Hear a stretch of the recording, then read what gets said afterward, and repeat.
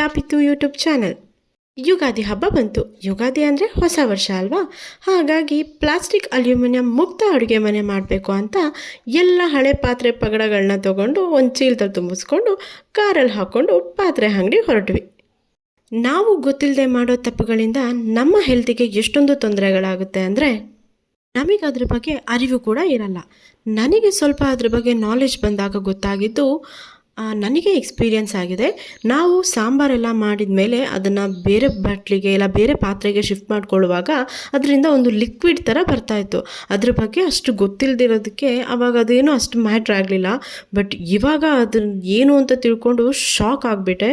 ಅದರಿಂದ ಕ್ಯಾನ್ಸರ್ ಕೂಡ ಬರುತ್ತೆ ಅಂತ ಹೇಳ್ತಾ ಇದ್ದಾರೆ. ಹಾಗಾಗಿ ದೂಸರ ಯೋಚನೆ ಕೂಡ ಮಾಡಿದೆ, ಎಲ್ಲ ಸ್ಟೀಲ್ ತೊಗೊಂಡೆ.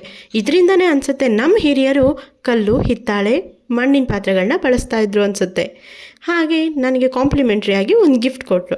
ಆ ಗಿಫ್ಟನ್ನ ತೊಗೊಂಡು ನಾವು ಮನೆಗೆ ಬಂದ್ವಿ. ಯಾರೆಲ್ಲ ನನ್ನ ಚಾನಲ್ನ ಸಬ್ಸ್ಕ್ರೈಬ್ ಮಾಡಿಲ್ಲ, ಎಲ್ಲರೂ ಸಬ್ಸ್ಕ್ರೈಬ್ ಮಾಡಿ, ಲೈಕ್ ಮಾಡಿ, ಶೇರ್ ಮಾಡಿ, ಕಮೆಂಟ್ ಮಾಡಿ.